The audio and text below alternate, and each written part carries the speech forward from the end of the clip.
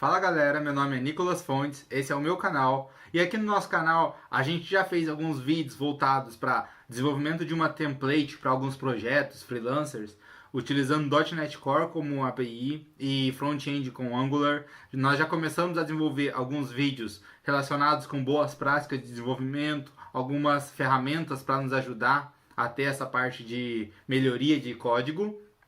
E eu também já fiz um vídeo voltado a como é a área de TI aqui na Irlanda. Prometo que ainda vou fazer mais alguns outros. No vídeo de hoje eu quero iniciar a série de vídeos que a gente vai falar sobre Solid. Para mim é o melhor conceito voltado à parte de boas práticas, e isso não é somente adaptado para linguagens de programação orientada a objeto. Eu acredito que alguns dos conceitos dá para aplicar para outros tipos de linguagens também. E no vídeo de hoje eu quero dar início a esse tipo de conceito, tá? Para dar esse início a gente vai começar a falar sobre o S, tá? São 5, né? S, O, L, I, D. E a gente vai falar hoje sobre o S, que é o Single Responsibility Principle. Eu vou querer mostrar um exemplo básico aqui com C Sharp, só para a gente entender. Para mim é o melhor conceito que existe com relação a boas práticas do Solid e de qualquer outro que eu já ia falar. Para mim o S é o mais importante de todos. Então, se você é um programador e você não aplica isso, começa a rever seus conceitos, acho bom. Então vamos para o meu computador e eu vou mostrar um exemplinho que eu fiz assim bem básico, mostrando um problema e depois a solução, tá? Eu criei apenas um arquivo, tem algumas classes dentro dele, mas aí durante o vídeo eu vou explicando para você onde você poderia colocar cada informação e tal, porque lógico que a gente não vai desenvolver tudo dentro de um arquivo só, fechou? Então, aqui no meu Visual Studio, a gente consegue ver o projeto que eu já tenho, já comecei a criar, né, nos outros vídeos. Aqui você vai conseguir ver aqui na descrição do vídeo o link para ele, então você pode baixar, pode mexer à vontade. E eu criei aqui uma pasta chamada Solid, com a opção 1, que é o S, né, o princípio Single Responsibility. E eu vou mostrar primeiro o problema, e depois eu mostro a solução, como que seria o adequado a fazer nesse tipo de cenário.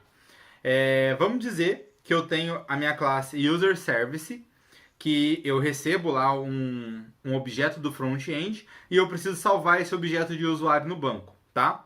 Então o que eu estou falando aqui, que a minha classe de User Service, ela tem a variável minha de Connection String, para eu saber qual que é a conexão com o banco. Quando eu acesso, que eu recebo o objeto, eu faço uma validação básica, somente validar se o e-mail e o nome existem, se eles não estão vazios, e também se o e-mail ele tem o arroba, né? Só uma básica validação, assim, só pra gente falar que tem, né?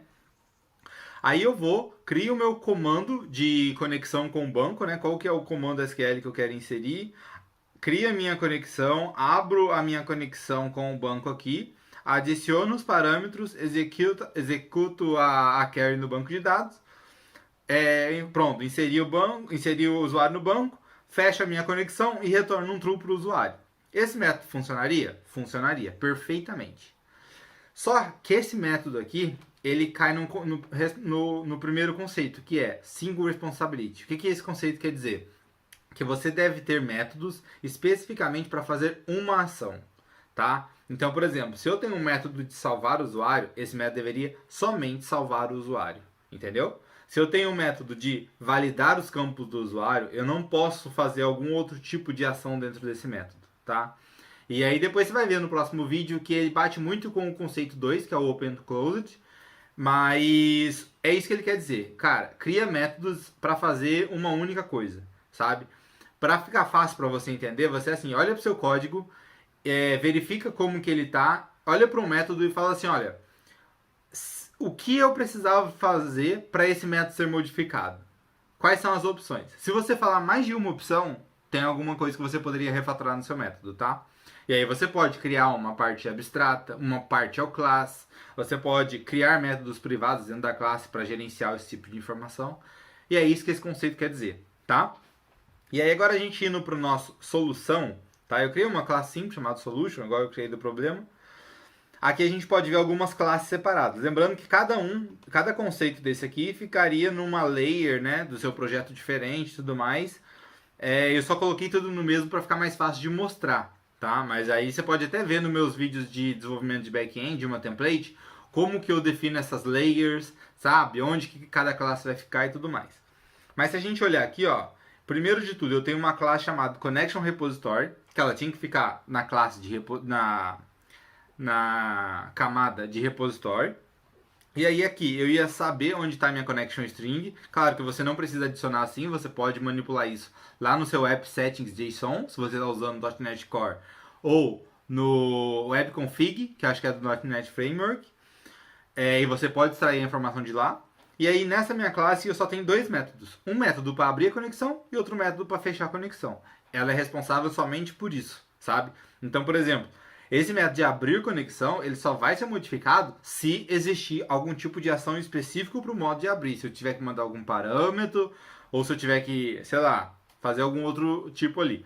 Mas não existe uma outra maneira. E a mesma coisa no método de fechar a conexão, tá?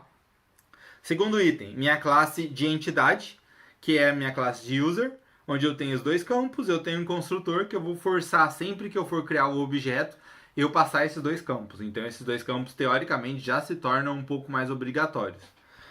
E aí eu tenho a minha classe User Repository, que ela vai ser responsável por receber os dados já mastigados e salvar no banco, tá? Que ela realmente, ela recebe os dados como parâmetro, cria o using, que aí ele já faz que ele já vai ter a conexão aberta com o banco, e ele somente insere e volta. Sabe? Ele não quer saber, na verdade, assim, ele não quer saber nem se a conexão está aberta ou não. Ele fala, olha, eu preciso inserir. Se me chamar, eu vou inserir. Então é isso que ele faz aqui. Ele simplesmente pega o método, insere no banco e volta e finaliza o método, sabe? Você pode ver que é void mesmo.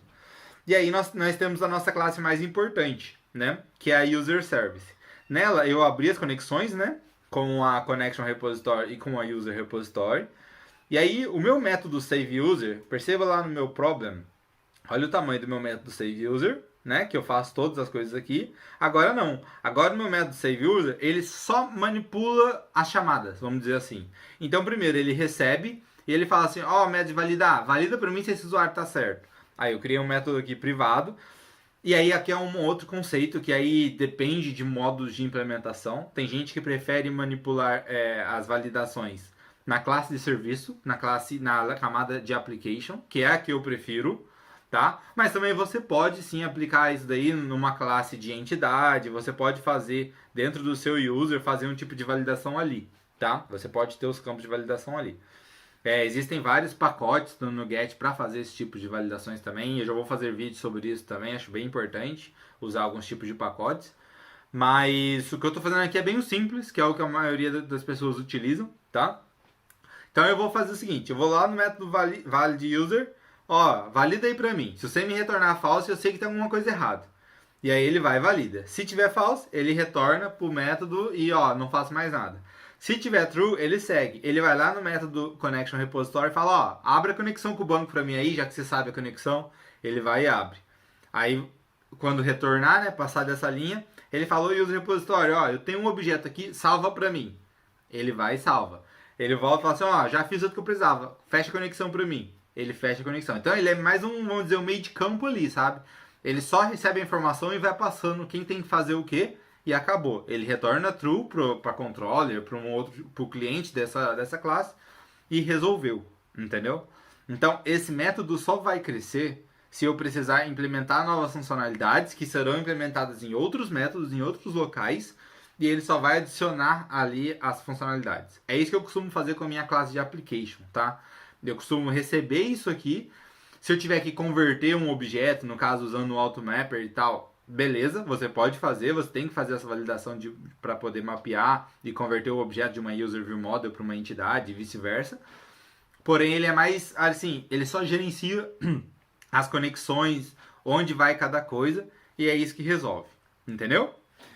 E aí, enfim, o método vai funcionar também do mesmo jeito, e assim é um jeito muito mais fácil de fazer algum tipo de validação. É fácil aplicar testes unitários aqui, porque agora sim, agora eu tenho métodos especificamente para um tipo de ação. Então meus testes unitários podem ser específicos para um tipo de ação. Eu não vou depender um do outro, sabe? Então eu posso criar um método para validar o usuário, eu posso criar um método para verificar se a conexão pode ser aberta ou não. Eu posso criar lá aqueles mock testes para fazer o repository. Então é aí que a gente consegue fazer esse tipo de implementações. E o último detalhe é, eu consigo reutilizar os métodos. Por exemplo, vamos dizer que eu tenha no futuro um método de enviar e-mail para um usuário específico, eu posso utilizar muito bem essa classe de valid user, porque eu posso sim validar se o objeto lá de entidade que eu obtive tem o nome e o e-mail, porque eu vou precisar mandar um olá nome para o e-mail X, entendeu? Então é isso que é o importante e é o essencial da gente ter na parte de única responsabilidade, no princípio de única responsabilidade. Tá certo? Então tá, esse código vai ficar no GitHub para você poder acessar, vai poder baixar, vai poder fazer os testes, tá? Se você estiver rodando o seu SQL Server na sua máquina, coloca ali a sua connection string, executa, você vai ver que vai tudo funcionar e vai criando uns outros tipos de métodos, sabe? Vai criando, igual eu falei, o método de enviar um e-mail, de editar um usuário, vai criando para você conseguindo utilizar isso de modo com que você vai crescendo o código a partir da onde está, né? Até onde você queira e pensando sempre no modo de não utilizar o método para duas atividades, tá? Tem alguns detalhes no meu código, igual você pode ver, que estão com um pequeno detalhe assim embaixo do nome ou embaixo do comando, mas é porque eu estou usando o Analyzer Tool, que ele vai validando alguns tipos de benefícios que ele pode me dar, algumas dicas que ele pode me dar de implementação. Recomendo muito você assistir o meu vídeo sobre Analyzer Tool, que eu fiz há pouco tempo atrás, que ele vai dizer exatamente quais são os motivos, como que a gente faz para gerenciar isso, tá bom? E quando você baixar o código no GitHub, você já vai ver que essas mudanças já vão estar implementadas. Fechou? Então, muito obrigado por assistir o vídeo até aqui. Espero que você tenha gostado. Por favor, comente aqui embaixo o que você achou, o que você acha desse método, se você utiliza ou não, se você vai utilizar ou não, tá? E no próximo vídeo a gente vai falar sobre Open Closed Method, que também tem boas coisas relacionadas com esse aqui. E a gente pode falar mais sobre isso. Fechou? Te vejo no próximo vídeo. Forte abraço!